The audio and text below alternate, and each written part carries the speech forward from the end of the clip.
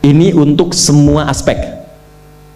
Saya berikan ijazah amalan dari guru-guru kami juga untuk semua aspek.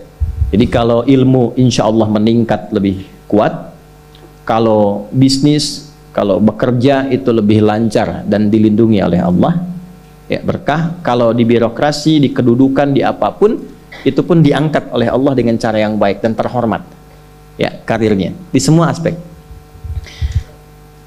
Satu sholat amalannya. Nah, bukan yang biasa. Bukan yang biasa. Kalau bisa jaga yang 40 rakaat yang sering saya sampaikan. 17 rakaat sholat fardu. Sudah? 12 rakaat rawatib. 11 rakaat yang tahajud. Jumlahnya 40. Ya. 17 rakaat sholat fardu. Kalau ini wajib. Kalau wajib standar. Ya. Mau kaya, mau tidak, ya sholat 17 rakaat juga. Mau pintar, mau tidak, 17 rakaat juga. Jelas ya? Rumusnya 24, 4, 3, 4. Ya, itu ya, nomor aksesnya. 24, 4, 3, 4. 2 subuh, 4 zuhur, 4 asar, 3 maghrib, 4 isya. Ya, jangan sampai miskol. Kalaupun miskol harus khairayyarah. Ya kan? Bukan syarrayyarah. Baik, pasti yang miskol muadzin, Allahu akbar, khairayyarah. Ya. Baru adzan belum qomat syarrayyarah. Pasti kan? Oke. Teruskan, yang 12 itu hadisnya sahih. Perhatikan baik-baik. Man shalla isnatai asyrata rak'atan fi yaumin wa lailatin. Siapa yang menunaikan salat sunnah 12 rakaat yang mengiringi salat fardunya siang dan malam. Sudah, arba'an qabla dhuhri, 4 rakaat sebelum zuhur. 4 rakaat sebelum zuhur. Teknisnya bisa langsung 4 atau 2-2. 2 kemudian salam, 2 rakaat lagi salam. Jelas? Baik. Kemudian arba'an qabla dhuhri, rak'ataini ba'daha, 2 rakaat setelahnya. Setelah zuhur 2 rakaat. 4 tambah 2 berapa? 6. Rak'ataini ba'dal maghrib, 2 rakaat setelah maghrib. 6 tambah 2 8. Rak'ataini ba'dal isya, 2 rakaat setelah isya. 8 tambah 2 10. Rak'ataini qabla al-fajri, 2 rakaat sebelum subuh. 12 ya. Nah, jaga yang 12 ini.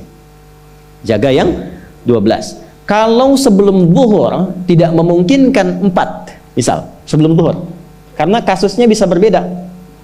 Ada Ibnu Umar, Abdullah bin Umar radhiyallahu taala anhuma, menemukan kasus berbeda, seperti Anda di kantoran waktu singkat saat Ramadan, kan? Dapatnya cuma mungkin 2. Maka ada hadis dari Nabi sallallahu alaihi wasallam, riwayatnya Ibnu Umar. Qala au kama qala hafidtu an Rasulillah sallallahu alaihi wasallam 10 rakaat. Saya hafal dari Nabi 10 rakaat. Kalau tidak sempat sebelum zuhur 4, boleh 2. Nah, dari Ibnu Umar ini sebelum zuhurnya 2 rakaat. Sebelum zuhurnya berapa? 2 rakaat. Jadi kalau bisa 4, kalau tidak memungkinkan berapa? 2. Orang yang terbiasa 4, lalu karena kondisi tertentu dia mengerjakan 2, tetap dicatatkan oleh malaikat 4 jumlahnya. Dari mana dalilnya? Hadis. Idza maridal abdu aw safar kutiba lahu misla ma kana alaihi muqiman sahiha. Kalau seseorang sakit atau bepergian jauh, atau dia sedang punya uzur syar'i seperti 2 hal tadi, dan tak mampu melakukan amalan rutinnya seperti biasa, maka tetap dituliskan pahalanya sempurna seperti rutin dan mukimnya. Contoh, ibu mohon maaf ya bu ya, mohon maaf, perempuan dalam keadaan suci, sholat subuhnya berapa rakaat? 2 ya, 2 kan nggak mungkin 3 kan? Baik ya, 2 rakaat. Sholat qabliyahnya berapa rakaat? 2 rakaat. Baik. Setelah itu baca Quran nggak? Alhamdulillah. Bisa 1 halaman, kan? Bisa. Ibu kerjakan saat suci. Saat sedang tidak suci, masa haid tiba, sholat tidak? Tidak. Baca Quran tidak? Nah, kalau punya kebiasaan sholat, baca Quran, dan tiba masa haidnya, itu pahalanya tetap dituliskan sesuai kebiasaannya. Harus tahu itu.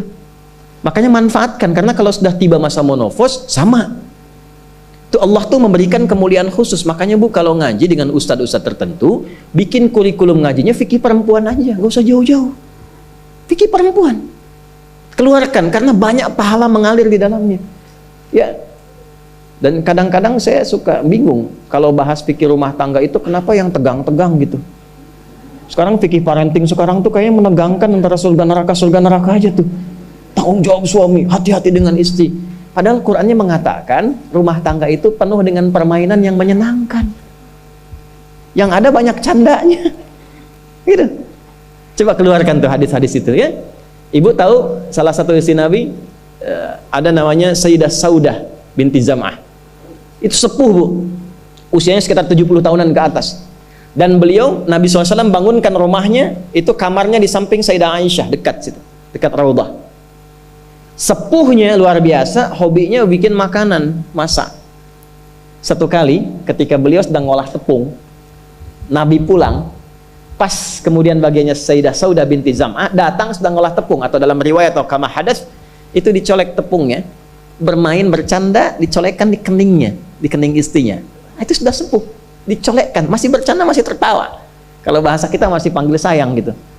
Ini kapan kakek nenek masih bilang sayang dan canda.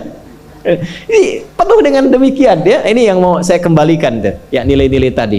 Jadi kembali ke sini, Bapak Ibu sekalian, kembali ke sini. Ya, urutkan lagi, kita agak cepat masuk ke dalam pembagiannya. Detil pada pembahasan ini, satu salat 40 rakaat.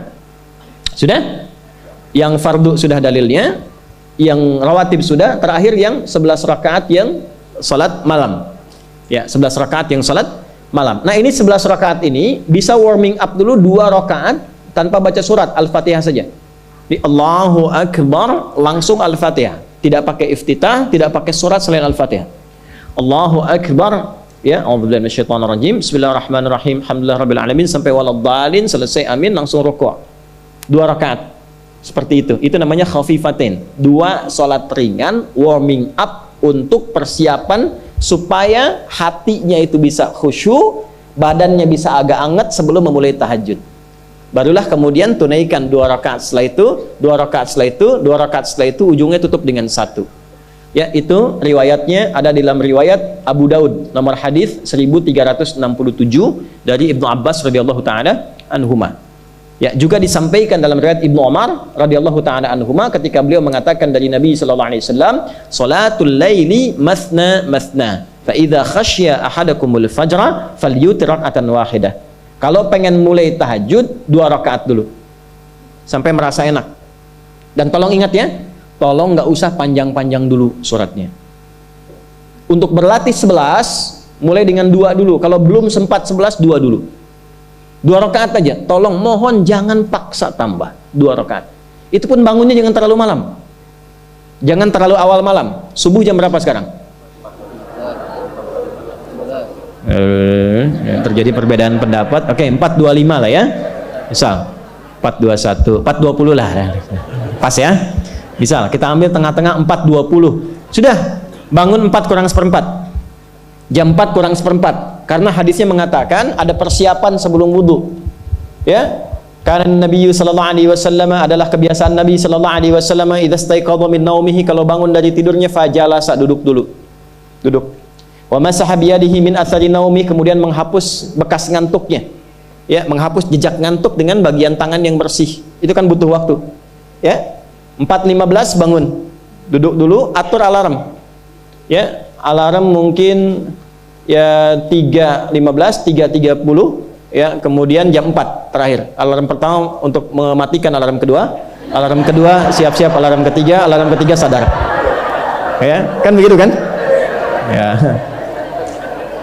Ya begitu, itu rumusnya. Nanti kalau sudah ayat tahajud masuk Al-Isra, nanti saya jelaskan. Itu ada isyaratnya di Quran. Bukan isyarat alarm ya, tapi isyarat perjuangan kita untuk bangun. Jadi 4 kurang 15 itu adalah persiapan supaya jam 4 bisa wudu. Ya, begitu jam 4, thumma dhahaba ila shinin mu'allaqah, pergi ke tempat kemudian berwudu, tempat tertutup, wudu, selesai, balik lagi, kan 4.20 adzan kan? Misalnya 4.10 mulai sholat. Kalau 2 rakaat kan nggak lama-lama, 5 menit, witirnya 1 menit, 3 menitnya istighfar, nunggu subuh. Ya, bacanya jangan tinggi-tinggi. Al-Falaq, An-Nas, witirnya Al-Ikhlas. Besoknya Anda sudah bosan 4 rakaat.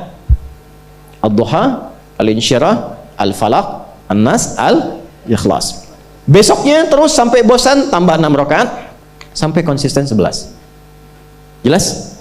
Mulai dengan seperti itu, 11 tambah 12, kan berapa? 23 tambah 17, 40. Tolong jaga ini, selama hidup tunaikan aja. Kalau tidak percaya, silahkan coba, nanti lihat apa perubahan yang terjadi dalam kehidupan. Demi Allah saya katakan silahkan coba. Yang kedua Al-Quran. Yang kedua apa? Al-Quran. Kan ada 3 tadi ya? 1, salat. Kedua, Al-Quran. Jangan lewatkan 1 hari tanpa baca Al-Quran, walaupun hanya 1 ayat, walaupun hanya 1 ayat, walaupun keterlaluan sih 1 ayat itu ya. Alif Lam Mim dah. Pesan Ustaz kan 1 ayat, Nun dah. Okay. 1 halaman. Nah, biasanya begini, semakin banyak dibaca, semakin terjadi perubahan yang berbeda. Kalau ingin nguji begini, hari ini baca 1 halaman, besok baca 2 halaman. Nanti lihat perubahan yang terjadi antara hari ini dengan besok. Pasti ada pengaruh. Paling minimal, Allah akan jaga keadaan diri kita dari berbagai bentuk kegelisahan. Semua tenang aja. Ada masalah apapun, kasih ketenangan, kasih ketenangan. Dan ketenangan itu paling mudah melahirkan solusi. Jelas? Oke, 2 Al-Quran. 3 kira-kira apa? 3 apa kira-kira? 3 jaga wudhu. Gak pakai jaga wudhu.